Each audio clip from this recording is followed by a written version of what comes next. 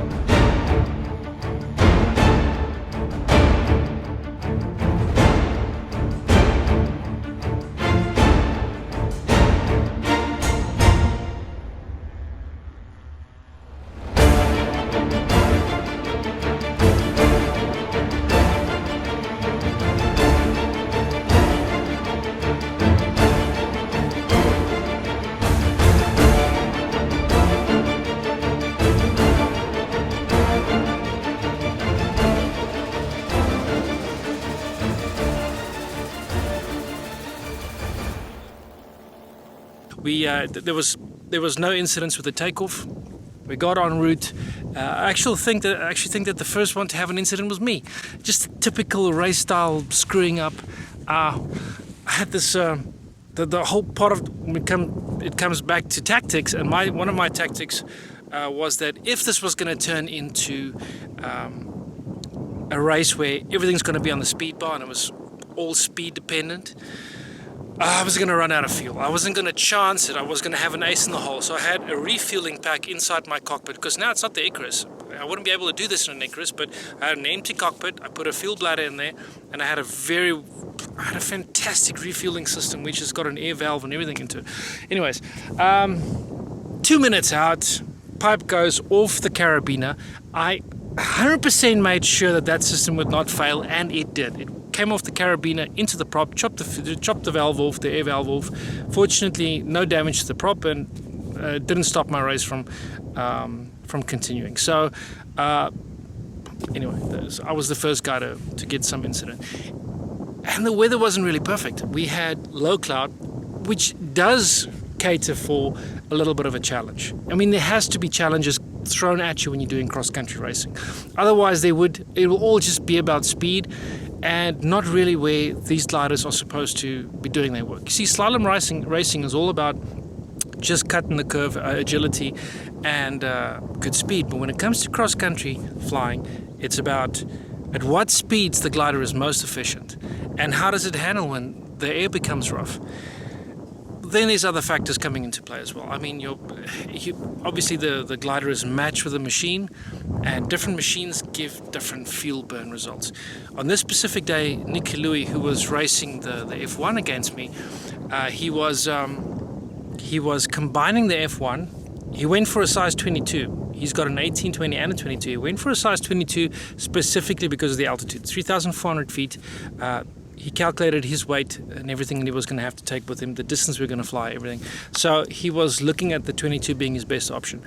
And even though he picked that wing, there was still a few incidents with his takeoffs. It did waste a bit of time for him, but still he got off the ground, and because the race started in the air, it wasn't a huge issue.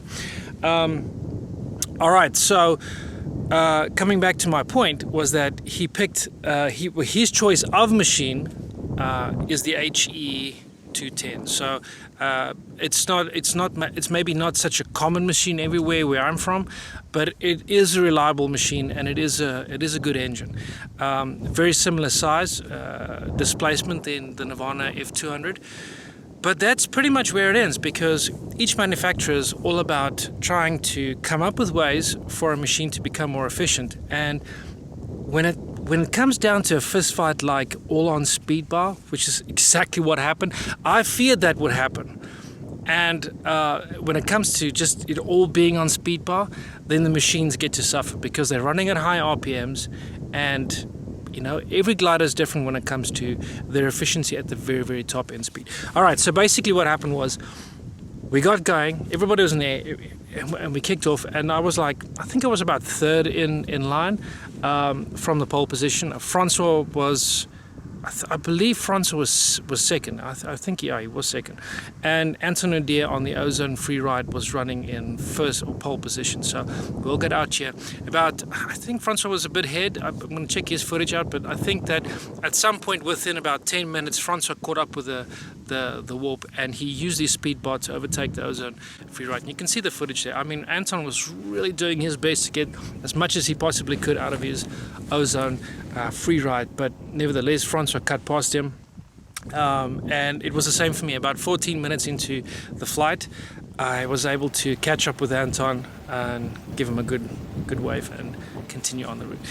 Now the weather, like I said, it was one of the challenges. So it wasn't a completely smooth day, smooth when it comes to wind. That's why we moved it one day earlier. There's a system blowing in, a cold front blowing in, and today you could probably hear some of the wind on the microphone. The race wouldn't have been possible today. So it was low cloud and it was closing the mountain range. So when we take off here at Champine, it's at 3,400 feet at Nirvana, 3,400 feet, but we have to cross over a mountain range that just drops down to about somewhere between 500 and 1,000 feet. So you got to get over it, and sometimes the clouds close it up. But as part of the race rules, we didn't want the pilots to climb up to huge altitudes. The track went past an international airport, so we asked everyone to go on certain coordinates we gave them, and that meant going through a gorge, a very deep gorge with a river running through it. And yes, I was able to get to Anton, and it clearly shows that they were running speed bars so hard that it just turned into a brawl. And I ended up racing Francois on the Warp 22 more than anything else. But yeah, I was able to get past the Ozone free ride, get close to Francois, but he was hammering it. He was just going all out, and I just couldn't get past him. Even though I was in the Warp 18, the wing loads are very similar, and his fuel burn is very similar to mine as well. So that's part of what we discovered on the race calculator, was that even you could be any weight that you wanted to be. He's about 110 kilos, about 200 odd pounds of a pilot. So he's a heavy bloke, and I just couldn't get past him. Similar on the wing loads, but I had him inside all the time, and eventually I did nick ahead of him when we went into the gorge. And from there it was all about picking your altitude, and choosing as part of your strategy. I mean, it doesn't really matter if you know the area or not. You just fly by coordinates, and everybody knew where to go and how to do it. But I guess some of the clouds, it was a bit scary to some, seeing that it closed off the mountain range, and they were worried about flying into this tunnel, which would be the gorge. But you could see right through it. You could see it's about 14 kilometers long, this gorge. But on the other side, you could see it was just sun shining. It was beautifully gold color, and there was no risk to us at all. Yes, so 1, me through the gorge, 2, Francois, 3, Anton Nudia on the Ozone free ride, and I believe around 4th or 5th place would have been the F1 already at that point, about between 14 and 20 minutes into the race. I think this is, after the race we discussed it, and I think this is, at some point there, Nico made a choice to go over the mountain. Somehow he got over the mountain instead of going through the gorge. At least that's his story. So that would have considerably made the distance shorter that he had to fly along if he had to fly the same route as us. Nevertheless, it doesn't matter. We had a great time going through the gorge. I decided to climb up a bit higher. I went. I thought, we were just racing too hard on the speed bars, and this was going to cost us. I mean, at no point running a race this hard and nobody finishes it, right? I mean, you still got to think about fuel burn and tactics. There is fuel in the halfway point, but I didn't want to stop there to refuel, put fuel inside my machine, because I know exactly what that would cost me in the end of the day. That would cost me severely on the fuel and on time and on the refueling process. We only had to eat a donut. Whether you swallow that donut whole or you just take your time, doesn't matter. If you needed a break at the halfway point, that's exactly what I was worried about. I didn't want to waste time on the ground. So I punched through the clouds, saw a gap there, punched through it, and I was above the clouds for a while. Was able to I thought I could just peace out for a while and just go on to trimmers alone, which give me about a 37 knot cruising speed. But when I went back down eventually into that beautiful sunlight I was talking about, I could see that Francois was edging ahead of me at a lower altitude. So in hindsight, I should have actually checked what the wind was going to do at different altitudes. I actually, knowing the area, especially and doing a lot of cross-country flying, I know that higher up is usually better altitudes to fly because the air is thinner, and most of the time you get better wind conditions as well. So not really so much about seeing if I'm going to get a tailwind or headwind, but more about just not having a wind and getting better fuel consumption. This was the wrong tactic. When I went back down, and it turns out that the wind was somehow dying down, but there was an inversion layer right at the ground surface. It wasn't very. I don't know how this could be, but very, very strong tailwind that was blowing right on the surface. But it was the opposite. It was like a different wind directions completely, because not only was I not getting 37.5 knots cruising on my trimmers, I was getting around 35 with speed bar. So it was slower higher up, and I thought that would translate to all the way through. It's very rare for me to have flown in conditions where there would be opposite wind directions to the extent that there was on that day. Anyways, I could see Francois was edging ahead, went back down to get as close as possible, because that's usually the best tactic. When you see someone edging ahead of him, he's obviously getting some form of advantage with conditions, and so I chose to go back down as close as possible to get to him and at least match up with him. When the conditions are matched, I know that I'm a little bit faster than a 22, a little bit less drag, so I'm running at 37.5 knots cruiser on the trimmers, and he would run around 35 knots. So I know the Warp 22 pretty well. But I couldn't get ahead of him. It was really this dogfight.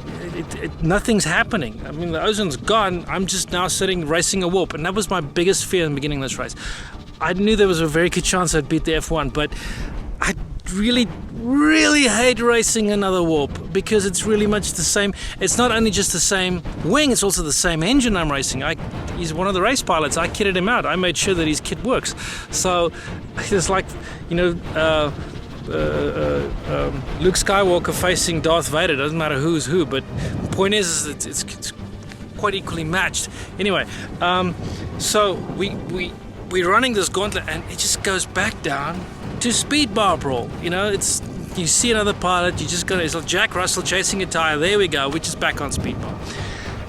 And it just stays the same for about 45 minutes into the race, and just all stays calm. And I know that at some point I'm going to have to maybe make use of my tactics, which would be the in-air refueling system. And I connect it all up, start pumping fuel up, and it works like a charm, no problem.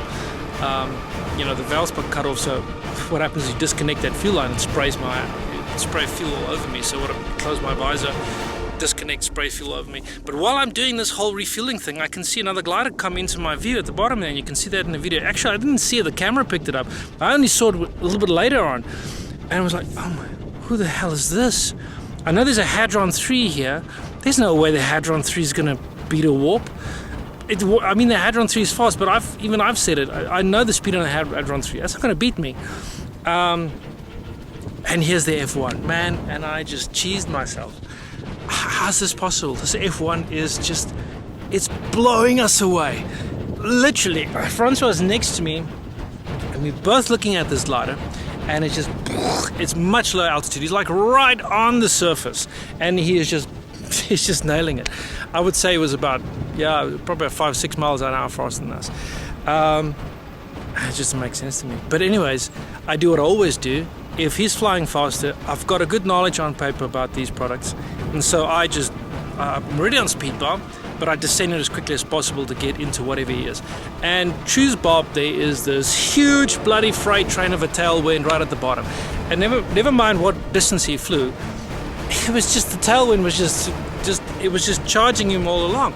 And as soon as we got into that, Francois followed suit as well. So the three of us got into that tailwind. All three on speed bar. F1 full speed bar, I'm on speed bar, Francois on speed bar. And fortunately, the Warp is a tiny bit faster when it's on speed bar. And we nailed it. I mean, it took us about 6 miles to catch up that distance, that just from us dropping from altitude about 2,000-3,000 feet from where he is, not losing too much speed and just trying to drop down.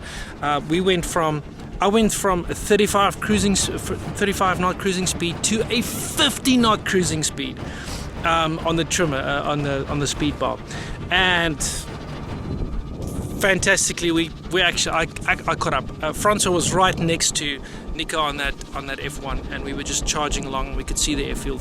It was, man, it's that kind of racing that just makes cross-country flying and racing so much fun. And I can't really promote this enough for other guys to do the same thing. No matter what product you're flying, it's just fantastic to have these kinds of experiences where you push your friends a little bit harder, and you get to have these side-by-side little competitions going. It's fantastic. It's way better than anything else like slalom or whatever else. That's why it's such a fastly growing sport and segment within our sport. Anyways, so the next thing is tactics when it comes into play. I know one of the big advantages that I have would be to have the power attack system. So I've got speed bar, which is the power attack. It's already automated. The trims are hanging loose.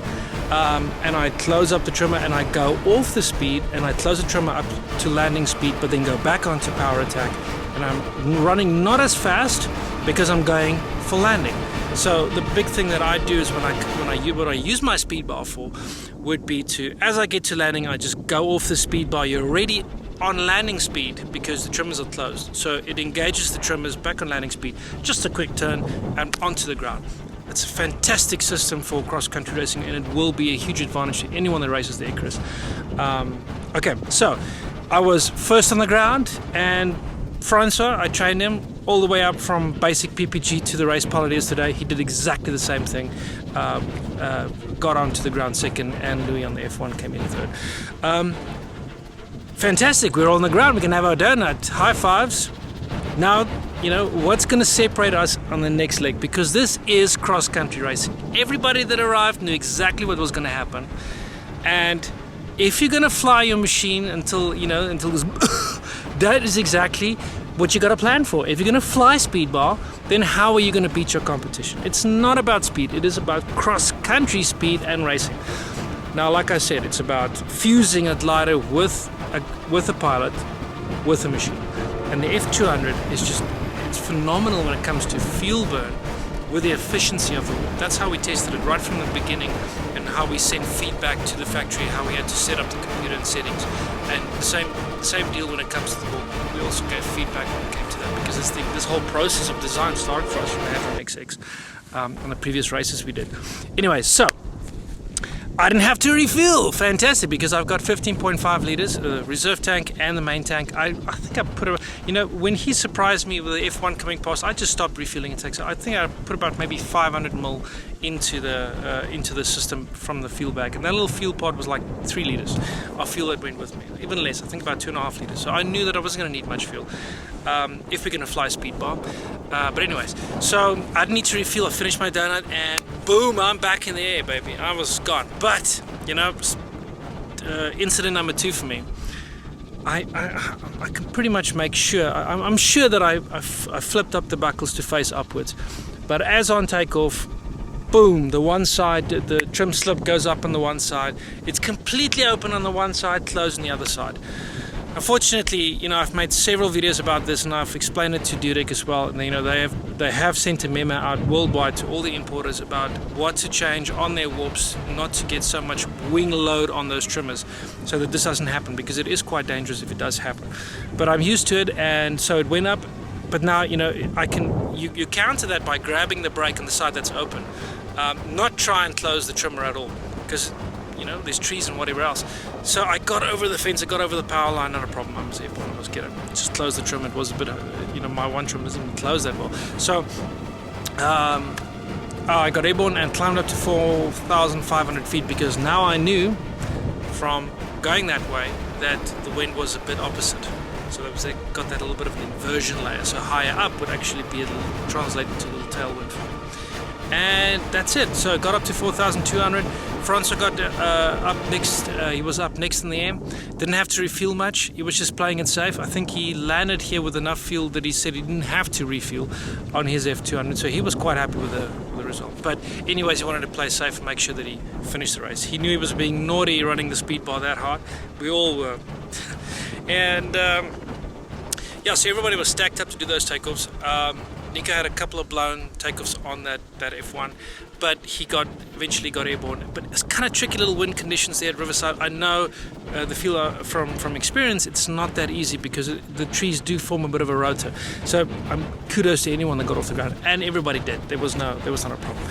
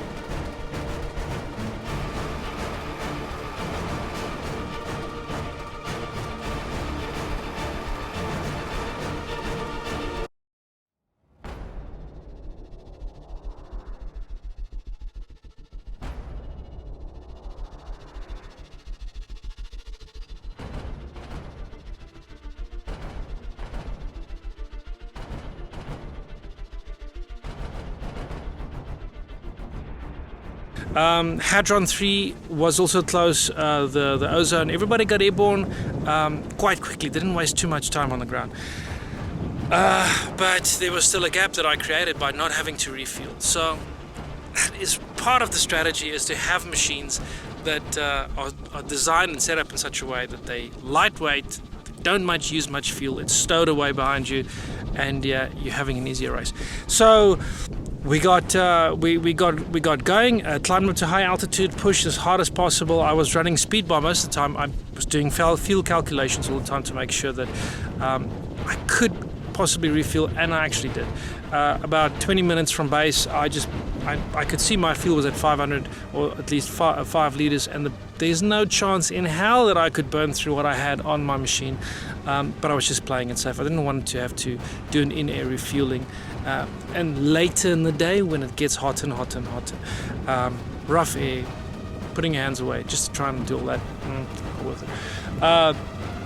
So we got to the point where it was a very lonely race. It just got boring in the sense that I didn't see anybody else after that. And as it turns out, afterwards, I came in first position, and I waited I think Francois was about 15 to 20 minutes after me. And that pretty much just translates to the fact that he had to refuel on the ground. He didn't have any blown takeoffs. He had nothing that really cost him, except the fact that his decision was to refuel on the ground there and not make another plan or even just deciding not to refuel at all. So that was tactics that pretty much separated me from Francois. That's just the pilot's decision on the day. Louis on the F1, he got kind of scared from the clouds that was still covering that side of the ridge, and he was kind of just searching for a spot to try and sneak through. But eventually he was running very hard and he was burning up his fuel, and he decided to ditch and rather take a landing on the road, which every pilot's got to make has got to make their own decisions. And in the end, the more experienced you are, the better you can do as far as cross-country racing goes. So that's why I keep on promoting this. I can promise you the next time he does it, he would be more prepared from navigation perspective. He would be more prepared from what is possible with the different layers in clouding, etc., that we could get away with cross-country racing. Anyway, so Francois, I came in at 8. We took off at 6:14. It was supposed to be a 3-hour track. I flew it in 2 hours 2 minutes. Francois came in a couple of minutes after me at 08:26, so not long after me. And the ozone free ride came in after us, about another 20-30 minutes. That there was a gap there. So time isn't really of a super essence when it comes to this. If you're behind, you're behind. But I think there's some real great footage and real good stories to tell out of this whole experience. This was a cross-country race. It wasn't a speed test where gliders are just pulling in next to each other. So the F1 had to be efficient, the warp had to be efficient, the machines had to be efficient, and the pilots had to be prepared for the rules that and the situation that we had to face. And this is exactly how the Icarus goes. I had my ass handed to me on the Icarus multiple times by a pilot, Allard, that flew ozone speeds. And anybody that knows the speeds that knows it's a dog in there. It's very slow compared to these high-speed gliders. It's about consistency. If you don't do anything wrong, you don't screw up in your tactics, you do your planning right, and you fly, you just make the right decisions, and you're lucky. Most of the time it's just luck. I just make really poor decisions sometimes, and sometimes I'm just I really have bad luck sometimes, and that's cost me in the past, even though I fly some of the quickest gliders out there. Alright, so what is the summary? What do we take away from this whole thing? I'm going to say that I'm super impressed by the F1. I could see that glider beating my ass like a drum. Fortunately, it was just a tailwind playing a hoax on me, but I don't think it's a bad glider at all. I think that the warp has got some offerings on its side, some advantages, like in fast takeoff and landing, whereas you don't have to sacrifice size on it. So on the warp, I can take off at 6,000, 7,000 feet airfields. At the same distance, I take off at much lower altitudes, like 1,000 to even less feet above mean sea level. So that actually got me to reduce my size on the warp from a 20 to an 18. I can tell you that is one of the biggest advantages that the warp offers. On the F1, I think the guys are going to bring it out again. We're going to do this again and again and again, get some other results. More times when we do this, the better. Fascinating about the ozone freeride. It's the same kind of thing that happened to me on the Icarus, where the guys, unless they overload that glider, it can't really get close to the warp speed. But it wasn't a warp versus freeride. Otherwise, we would have some serious freeride races here. But Anton is the South African PG champion. He is a really, really good pilot, and he could have burned us really badly. I could see that. I wasn't too stressed about the ozone, but you never know. Like I said, XC flying is about more than just speed. It's about consistency and decision making as well. So there was always a chance that something could happen there. And I mean, him in third position really is good reflection on his skill as well. Another real good takeaway that I would take from this would be that I was impressed with the Hadron 3. Yaku flying the Hadron 3, he came in about 2 minutes after us landing at the halfway point, and that's really impressive for that Hadron 3 to be that fast. I actually thought it would be much slower than that. It could have been the tailwind, could have been other factors as well, but the fact is that he had an awesome flight. Super happy with it. I'm going to keep promoting the hell out of that glider because I really do believe that it is a good answer to everybody's main desire when it comes to cross-country flying, what they want from a cross-country glider. Yeah, and that's basically it. We'll have another showdown eventually, guys. Don't go and give me some hate mail about, oh, the conditions weren't all the same. You know what? A pilot makes a decision. He picks his size glider. It was a F122 versus a Warp 18. There was a reason for that. Altitude, whatever else. These pilots are experienced. They know what they're doing. They had a really, really good race. This thing could have gone a whole different direction. Like I said, I got a lot of respect for the pilots who took part. Got a lot of respect for the APCO, F1, and also the Ozone as well. They're all good products.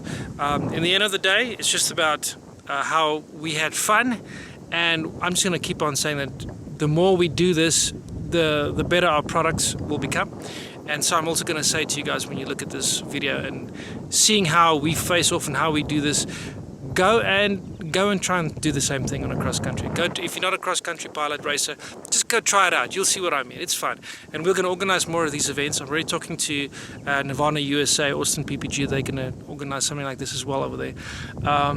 And go test fly these products of ours. Go fly the Warp, go fly the Hadron 3, go fly the F200 and the Rodeo 200. Those machines are designed. We've spent so many years doing this, designing and chiseling. The last time I flew an Icarus X, I still had a big, huge fuel bladder on my lap with 2 bags on the side. Now everything's really changed because we worked so hard on designing all this stuff, making it easier, making it faster, making it more fuel efficient. And what would be the point of designing all this if you guys don't go out and fly? What's the point in keeping on the tradition of buying a different frame with the same machine, but a Aussie, if you're not going to go out and try one of our machines and see what we've tried to achieve and give you guys in the long run? So go have a look. And also when it comes to Dudek, thanks guys, thanks Dudek for making a real great product. I'm glad I wasn't the Warp. That was my product to pick, and I was super elated about the fact that I made a good choice. Guys, thank you so much for watching this video, and I guess I will see you on the next adventure. Adios.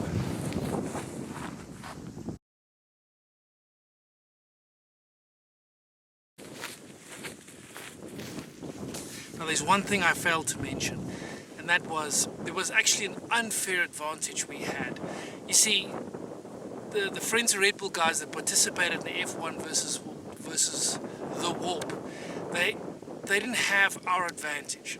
You see, they were still using the Red Bull recipe, and even though this is a great drink, we improved that recipe, and that's why we got a bit more oomph. All right, so this is how it works. We basically take the Red Bull and about this much in the glass, and then eventually we just add about 4 fingers worth of this. That's the same recipe we used to get to the F-Light drink. Alright, so you guys understand why we can fly over mountains and any altitude and not really care what our throttle setting is. So sorry guys, next time I'll have some of these extra lying around. We just didn't want to distribute them on the first day to the competition. See you next time.